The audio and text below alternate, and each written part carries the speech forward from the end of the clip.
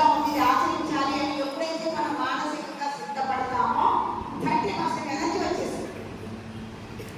సజ్జన సాంగత్యం, ఇక స్వాధ్యాయం, పుస్తకాలు చదవడం. అమ్మ ధ్యానం ఫ్రీ అన్నావు, ఓకే. క్లాస్ అన్నావు, వాళ్ళు ఎవరు పిలిచా నువ్వు వచ్చావు, మోగా విన్నా, ఇంత యాగం పెట్టా, తిన్నా, పోతా, ఇది ఫ్రీయే. పుస్తకాలన్నీ చదవాలి, డబ్బులు పెట్టి కొనాలి కదా అని నేను అనొచ్చు. కొనాలి. పెద్ద పెద్ద పుస్తకాలు కొనకపోయినా పత్రికాది మానస పుత్రిక, ధ్యాన జగత్ మాస పత్రిక పుస్తకమైన 50 రూపాయలు. 50 రూపాయలు పెట్టలేని స్థితిలో మనం ఎవరైనా లేవు ఈ రోజున. 50 రూపాయలు పెట్టడం వల్ల ఎంత జ్ఞానాన్ని పొందుతాం. మనం తెలుసుకున్న ఊరుకుంటామా? 10 మందికి చెబుతాం, పుస్తకం 10 మందికి ఇస్తాం కదా. అలా ఎంతో జ్ఞానాన్ని సంపాదిస్తాం. ఈ జ్ఞానం వదిలిన తర్వాత ఆ జ్ఞానమే మనకు కూడా వస్తుంది. ఈ 50 రూపాయలు రావు. కొన్ని 50 రూపాయలు పుస్తకం కొనకుండా దాస్తామా? రాయగలమా?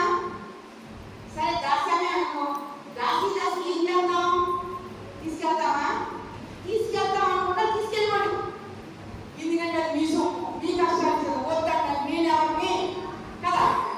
తీసుకెళ్దాం, వదిలిపెట్టి పోతాం అన్న ఆలోచన ఉంటే, ఆ ఎరుక ఉంటే ఆ పుస్తకం కొనండి. జ్ఞాన జగత్ 50 రూపాయలు. సంవత్సరానికి అయితే 600, 700 కట్టండి, మన ఇంటికే వస్తుంది.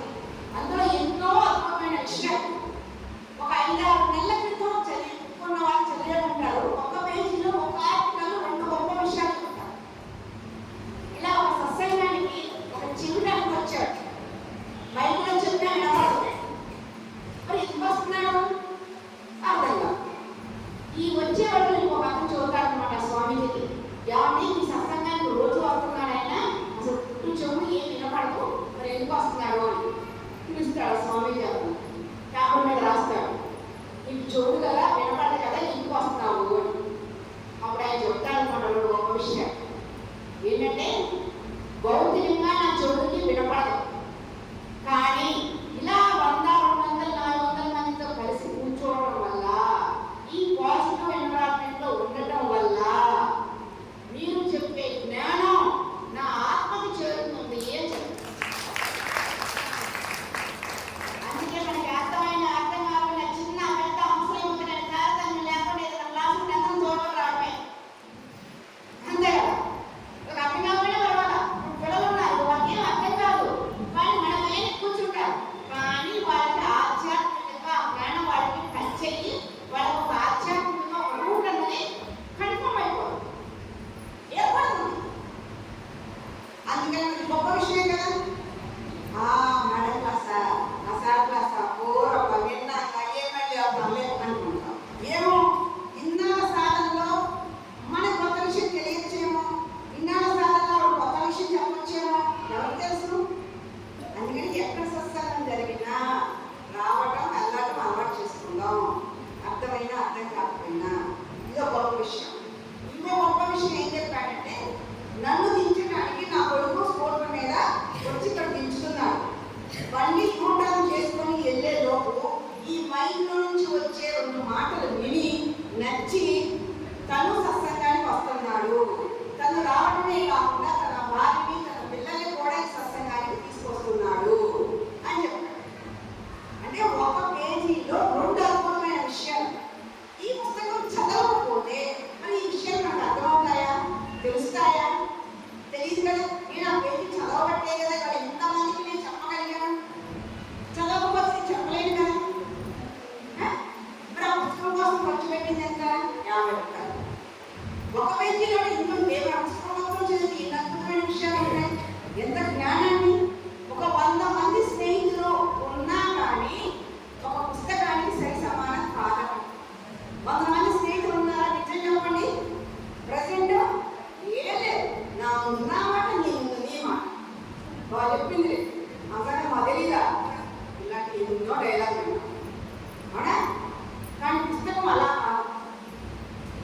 మనము భర్తతో చెప్పుకోలేము, తల్లిదండ్రులతో చెప్పుకోలేము, పిల్లలతో చెప్పుకోలేము. ఎన్నో చిన్న చిన్న సమస్యలతో బాధపడే మనకి పుస్తకం ఒక పరిష్కారం. మన మనసులో ఉన్న భావానికి, ప్రశ్నకి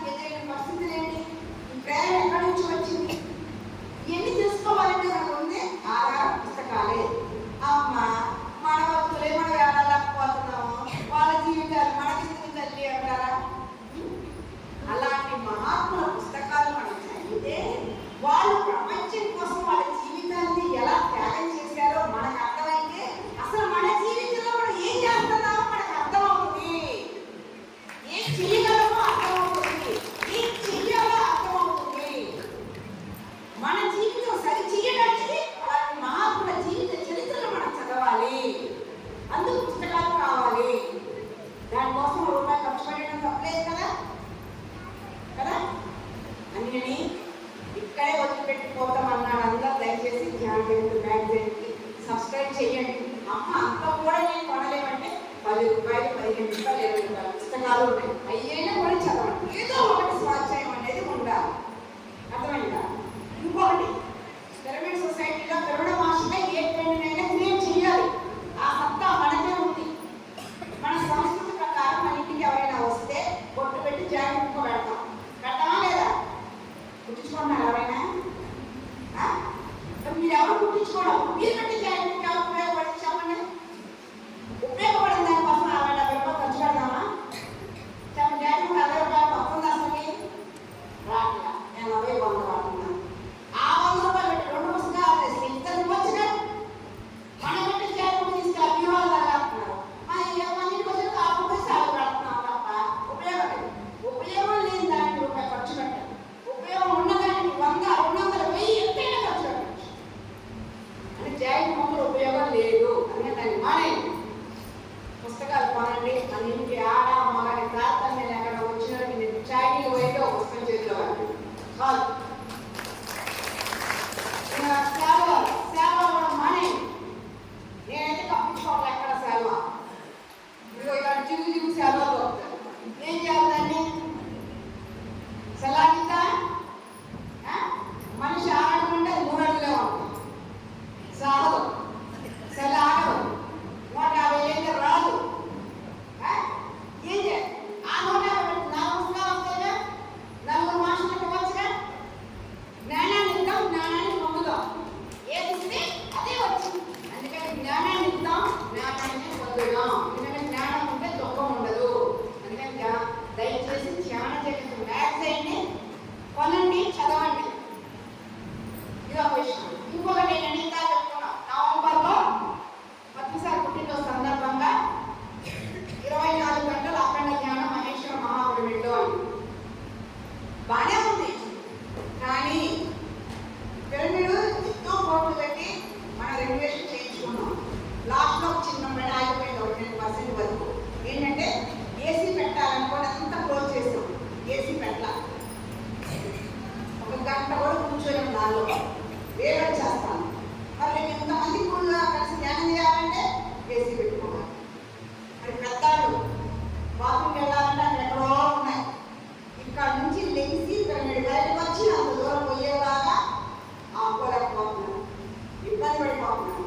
అందుకని పిరమిడ్ని ఆడుకొనే ఆ ఫస్ట్ గ్రిడ్ ఎండింగ్లో కానీ సెకండ్ గ్రిడ్లో కానీ మగవాళ్ళకు 4, ఆడవాళ్ళకు 4 బాత్రూమ్లు కట్టాలి. ఒక నిర్ణయం కలగా అవుతుంది, అవసరమే కదా. అలా మరి పిరమిడ్ వర్క్ మూలాన 4 పక్కల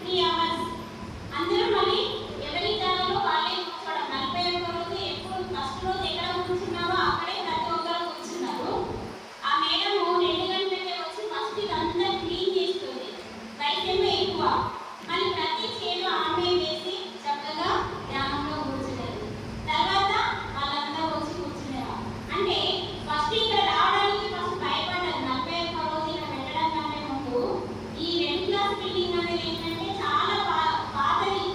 నేను ఎప్పుడో చిన్నప్పుడు ఉన్నప్పుడు చూసిన బిల్డింగ్ ఇది. ఇప్పుడు మా పిల్లలే ఎంత పెద్ద ఎన్నో ఏళ్ళ బిల్డింగ్ అది. ఈ బిల్డింగ్ రావడానికి చాలా మంది భయపడేవారు. అలా మన మాస్టర్ లెవెల్ రాకపోతే ఆ మేడం ఉన్నదే వచ్చింది. మనకి ఎక్కడ స్థలం ఇవ్వట్లేదు, ఎక్కడ స్థలం లేదు. ఇది ఒకటి మనకు అవకాశం ఉంది. దీన్ని మనం సద్వినియోగం చేసుకున్నాము. నేను వెళ్తున్నా, మీరందరూ రండి అని చెప్పి బాహుబలి సినిమా లాగా ఆమె చేసి చూపించింది.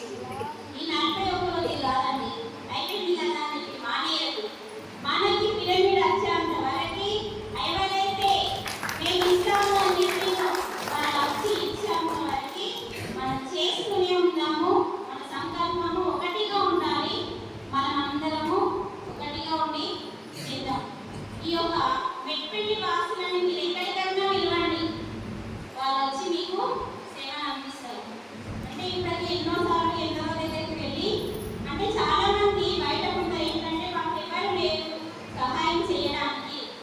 మొక్కలు మేడం కూడా ఫోన్ చేసి నేను ఒక్కదాన్నే ఉన్నా అని అంటే మేము ఉన్నాం మేడం వెళ్ళి వాళ్ళని వచ్చి వెళ్ళి చేస్తాం. అదే ఎవరైనా కానీ మొక్కల పని మనం భయపడకండి. మన దగ్గర టీం ఉంది, ఆర్మూర్ టీం ఉంది, మెట్పల్లి టీం ఉంది, ఎన్నో టీంలు ఉన్నాయి. మనం అందరం కలిసి చేసుకుంటాం.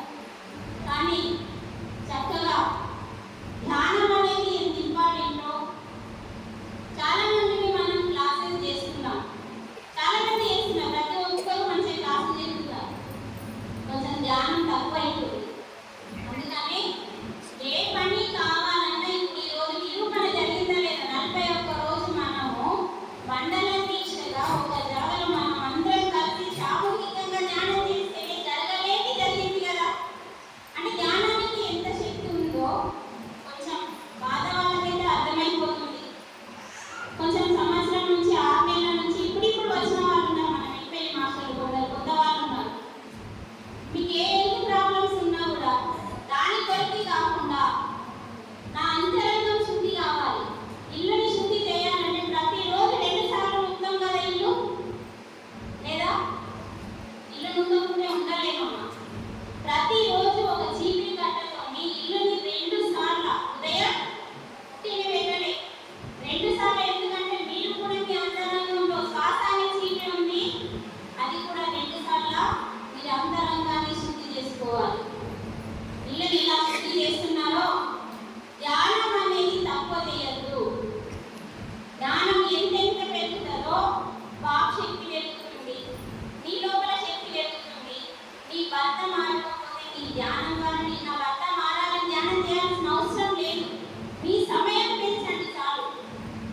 ప్రతి ఇంట్లో ఇదే చేయండి. ఎందుకంటే ఇప్పుడు ఇక్కడ ఉన్న మాస్టర్లు అందరి అనుభవాలు చెప్పాలంటే యూట్యూబ్లో పెట్టేసినాం మేము, మీరు చూసుకోవచ్చు. ప్రతి ఒక్క మాస్టర్ మా ఆయన ఇక్కడ ఇంకొక అమ్మ అనబడతలేదు, రాత్రి చెప్పింది దగ్గరికి వచ్చి అమ్మ మా ఆయన చేసేసిండు ధ్యానం నన్ను అసలు నింపేస్తున్నాడు, నన్ను నింపేయడం వల్ల ధ్యానంలో ఖచ్చితంగా ఆయన నింపేయడం వల్ల రోజు వచ్చి ఎనర్జీలో నింపేస్తే ఇవనైతే కూర్చుంటే ఎవరిగా దీనికి ఎంత మంచి అనుభవం అంటే ఎవరైతే రాజకీయ నాయకులు తెల్లబట్టలు వేసుకొని వచ్చి మనకు మేడంకి మేము ప్లేస్ ఇస్తామని చెప్పిందో అలాంటి స్వచ్ఛమైన తెల్లని దుస్తుల ద్వారా నిన్న మాస్టర్స్ వచ్చి మీ ధ్యానం యొక్క ఫలితం సక్సెస్ అయింది, ఇంకా మీకు వచ్చేసరికి తిరగడానికి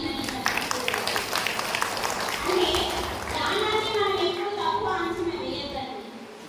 మళ్ళీ ఒకే ప్లేస్లో చేయడం ద్వారా ఒకటే టైం చేయడం ద్వారా చాలా రిజల్ట్. మేము కూడా ధ్యానంలో వచ్చినప్పుడు కూడా రోగాలను తగ్గించుకోవడానికి ఇంత జ్ఞానం మనకు తెలియదు. అసలు ధ్యానం అనేది జ్ఞానం కోసం మనకు తెలియదు కాబట్టి చేస్తూ ఉన్న కొద్ది దాని లోపు తెలుస్తున్న కొద్ది క్లాసులు వింటున్న కొద్ది అర్థమైంది.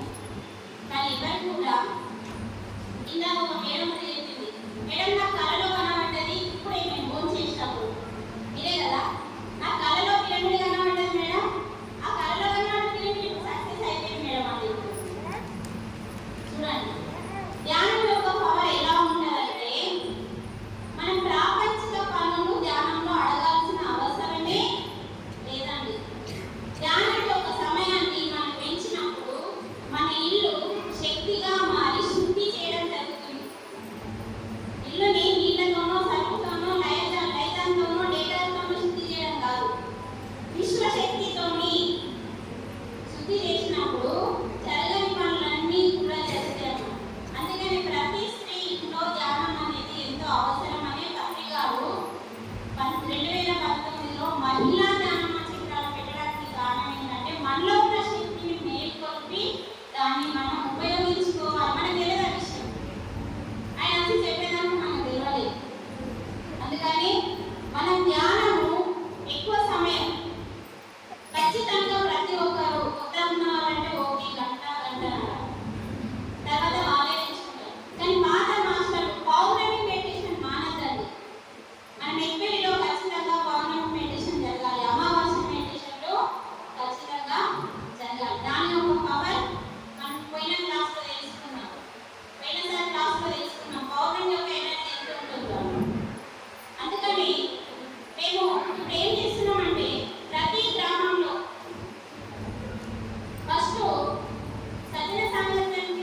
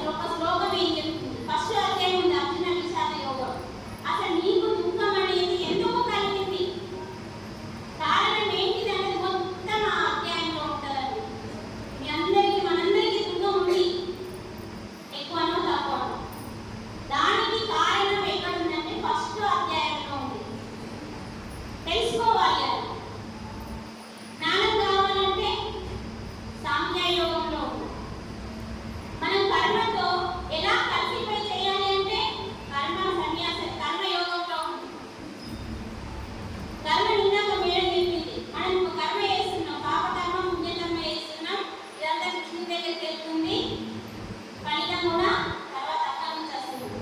అంటే కర్మ సన్యాస యోగం, కర్మని సన్యసించాలి. ఎలా సన్యసించాలి అది కూడా ఆయననే చెప్పింది. కర్మ చెయ్యి కానీ ఎలా సన్యసించాలి చూడండి. మనం ఇంకా ఏది చదవాల్సిన అవసరం లేదు. భగవద్గీత మొత్తం చక్కగా చదివి చక్కగా వివరించి మనకు ధ్యాన జగత్తులో పంపిస్తున్నారు. ప్రతి నెల అంటే మొత్తం అవసరం లేదు, కొంచెం ధ్యాన జగత్తులో పంపిస్తున్నారు.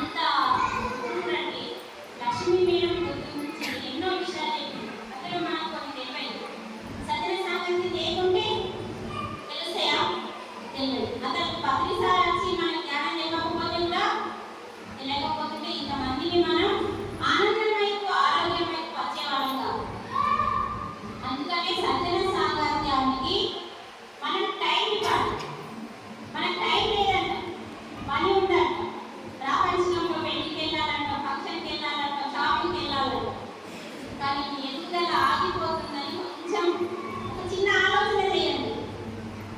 ఆమె చేసినాం.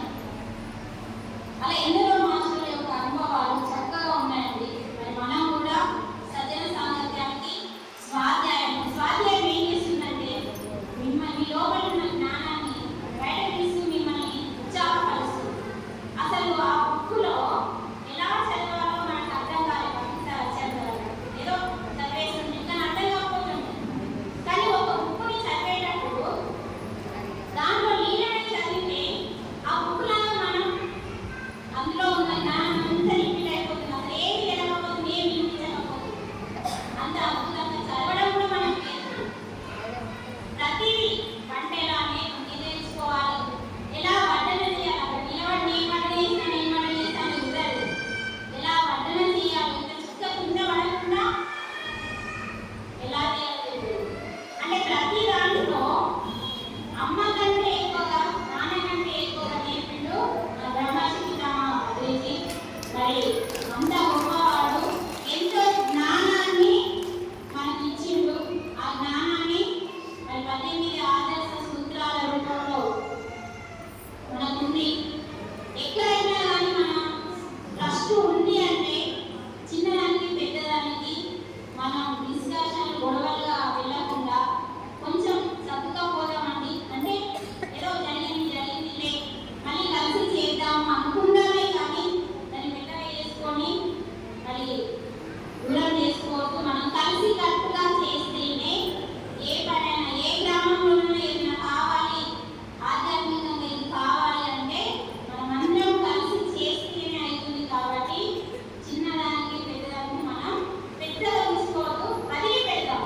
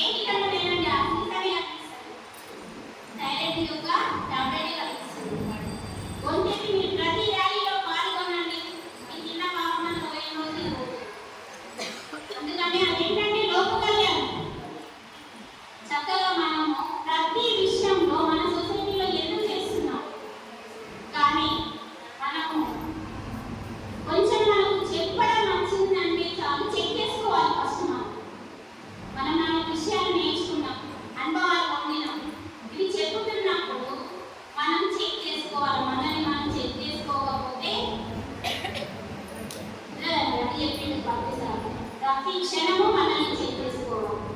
అందుకనే స్వాధ్యాయము, సజ్జన సాంగత్యము, జ్ఞానము, జ్ఞాన ప్రచారము అనేది ఒక ఇల్లుకి 4 గోడలు ఎక్కడం, 4 పిల్లర్స్ మన ఎదుగుదల కోసం. ఇవన్నీ మనల్ని మనం శుద్ధి చేసుకొని మన పాపాన్ని కడిగేసుకొని మనం చక్కగా మోక్ష కర్మలు ఇవన్నీ మనం చేసే కర్మలు. ఈరోజు మరి పెంపేటి వాళ్ళు చేసిన కర్మ ఏంటంటే, మరి మేడం అక్కడ నుంచి చేసిన కర్మ ఏంటి?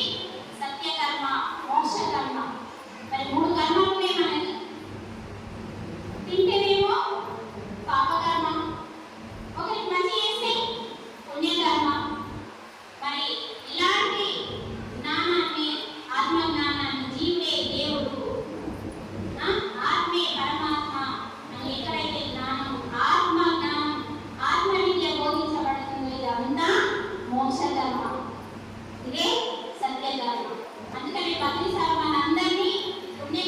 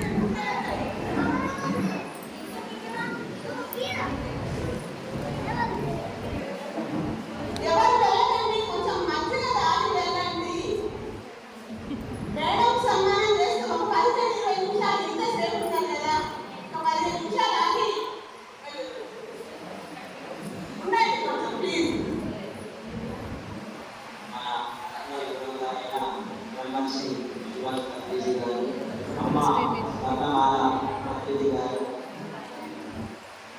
వారి యొక్క పాదపద్మములను నమస్కరించి, నా తల్లిదండ్రుల యొక్క పాదపద్మములను నమస్కరించి, ఆత్మ బంధువులందరికీ నా యొక్క ఆత్మీయ నమస్కారాలు. ఏదైతే మనకి ఇక్కడ బ్రహ్మా మాస్టర్ గారు 41 రోజుల సంకల్ప ధ్యానం మనకందరికీ కూడా పిరమిడ్ కావాలి, మనం అందరం కూడా పిరమిడ్ ధ్యానం చేసుకోవాలి, మెట్టుపల్లి మొత్తం ధ్యానమయం కావాలనే ఒకే ఒక ఉద్దేశంతో చేసిన సంకల్పం అనేది త్వరలోనే నెరవేరబోతుంది. ఆ సందర్భంగా గట్టిగా చెప్పండి. మళ్ళీ మనకి ఈరోజు పిలవగానే హైదరాబాద్ నుండి మనకి లక్ష్మీ మేడం గారు గలగల మారే గోదావరి లాగా తన యొక్క ప్రసంగాన్ని మనకి ఇచ్చి ఎంతో స్ఫూర్తిగా, ఎంతో ఆనందదాయకంగా ఇంకా వినాలి అనిపించే విధంగా చెప్పి మమ్మల్ని అందరినీ ఆనందంతో ధ్యానమయంతో నింపినందుకు మేడంకి ప్రత్యేక కృతజ్ఞతలు. అదేవిధంగా ఇక్కడ 41 రోజుల ధ్యానం స్టార్ట్ చేయడానికి సునీతా మేడం గారు రమ్మనగానే సునీతా మేడం గారు ఎవరైనా ఫస్ట్ నుంచి స్టార్ట్ చేస్తారు, కానీ మేడం ఫస్ట్ అండ్ లాస్ట్ అంటే మొదటిగా మరి చివర నేను ఖచ్చితంగా ఉన్నానని మేడం హైదరాబాద్ నుండి వచ్చి మనకి టైం ఇచ్చి చాలా గర్వకారణం. మేడం కూడా ప్రత్యేక కృతజ్ఞతలు. ఇక్కడ నేను చెప్పేది ఏంటంటే సునీతా మేడంలో సు అనే అక్షరం, రమా మేడంలో రా అనే అక్షరం కలిస్తే నేను వెళ్ళి అంటే సురులు అంటే దేవతలు, సురాభాండం అమృత భాండం అట. ఆ విధంగా మనం వెళ్ళి ఇద్దరు మేడలు కలిసి, ఇద్దరు మాస్టర్లు కలిసి కనుక ధ్యానం అనే అమృతాన్ని పత్రిజీ గురువు గారి ద్వారా అందించినందుకు మన గురువు గారికి కూడా ప్రత్యేక ధన్యవాదాలు. ఇంతటి నుంచి ధ్యానాన్ని వినడానికి వచ్చిన మీ అందరికీ కూడా ప్రత్యేక కృతజ్ఞతలు తెలుపుకుంటూ నాకు ఇచ్చిన ఈ అవకాశాన్ని నాకు సద్వినియోగం చేసుకున్నందుకు కూడా మీరు ఇచ్చిన అవకాశాన్ని మీ అందరికీ కూడా థ్యాంక్ యూ.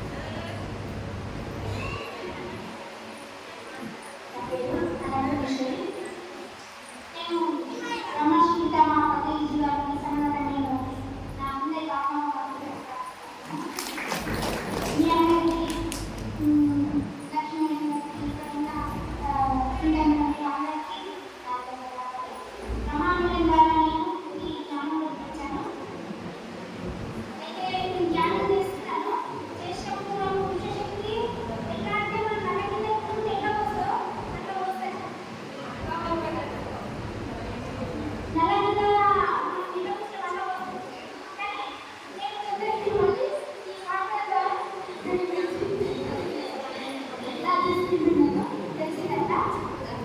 అయితే ఈ లక్ష్మీ మేడము మొన్న కట్టాలన్నప్పుడు మొన్న అంటారు ఇల్లు పెట్ట ధ్యానం చేయాలని. నేనైతే ప్రతిరోజు ప్రకృతి చెప్తా కృష్ణముఖి రోజు నేను వెళ్ళినప్పుడు ఇల్లు ఖచ్చితంగా ధ్యానం చేస్తున్నాను. ప్రతిరోజు అన్నంలో చేస్తున్నాను. పౌర్ణమి ధ్యానము పౌర్ణమికి పూలతో ముందు మళ్ళీ పౌర్ణమి తర్వాత ఏదో నాకు కంటిన్యూగా రాసి తెల్లవారు ధ్యానం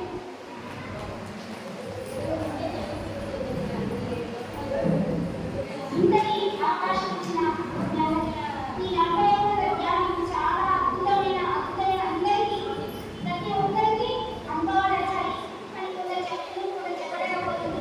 ఒక్కొక్క అనుభవాలు అంటే ఇది చాలా బాగుంది కానీ చెప్పలేకపోతున్నాను.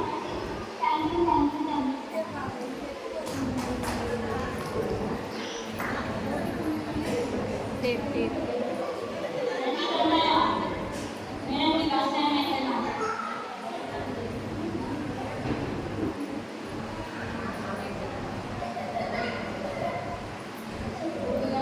గురుగారైన బ్రహ్మశ్రీగా మా పద్ధతి గారికి ఆత్మభావం నా అమ్మగారికి ఆత్మభావం.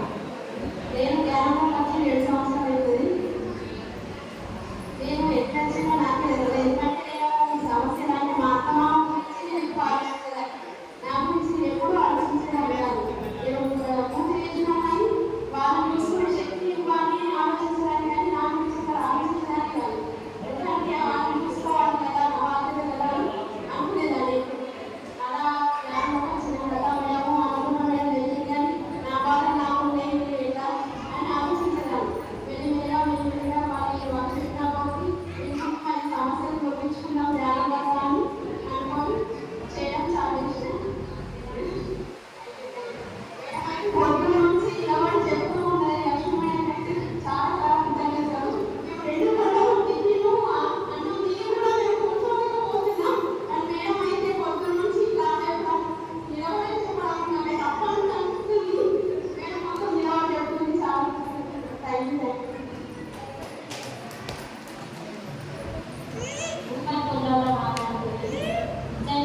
చాలా గ్రేట్ మాస్టర్. వాళ్ళిద్దరు మంచిగా వెళ్ళిపోయి ఆధ్యాత్మికంలోకి వెళ్ళిపో అని చెప్పి తండ్రి లోపు వెళ్ళిపోయి మళ్ళీ నెక్కి ఆధ్యాత్మికంగా మండబెట్టిండు. ఆయన ఆధ్యాత్మిక ఆయన డైరీ పెట్టి నెక్కి చక్కగా తర్వాత మిగిలిన ధ్యానంలోకి వచ్చి ముఖం చూడండి ఎంత గ్లో ఉందో. ఒకప్పుడు ఆమె చూస్తే ఇట్లా కూర్చున్నట్టు ఈమె కూడా పోతుంది చనిపోతా అనుకున్నాను. చక్కగా అనుభవం ఉంటే రాము.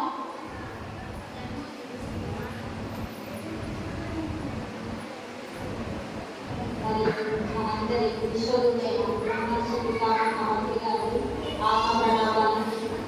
మరి ఇక్కడ ఇంకా ఎన్నో హైదరాబాద్ లక్ష్మీ మేడం, శిల్ప మేడం, రామాదేవి మేడం, అభయం చెప్తున్నారు. మరి శ్రీశక్తి అంటే ఒక శక్తి అని భక్తిగారే చెప్పిండు అన్నాడు. ధ్యానం మహిళ యాగం అన్నాడు. అంటే మహిళలకు ఒక స్థానం ఏర్పరిచిండు మన భక్తి గారు.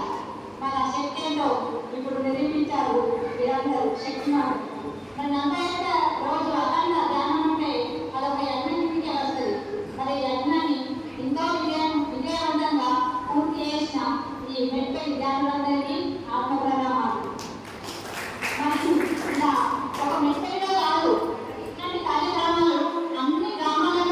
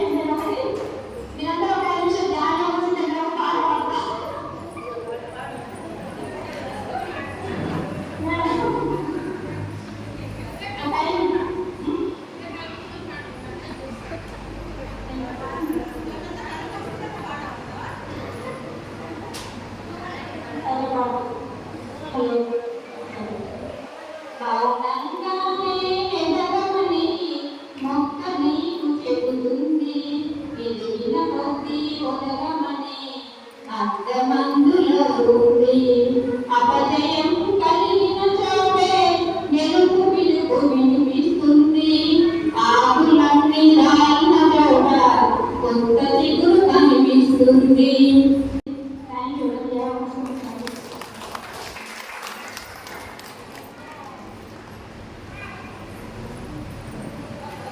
లత ఎంత చక్కగా పాట పాడింది.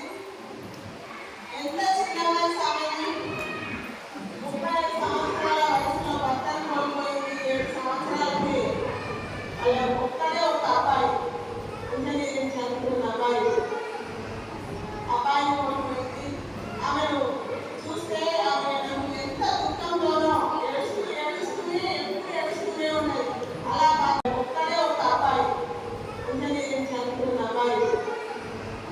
అబ్బాయిని కోల్పోయింది.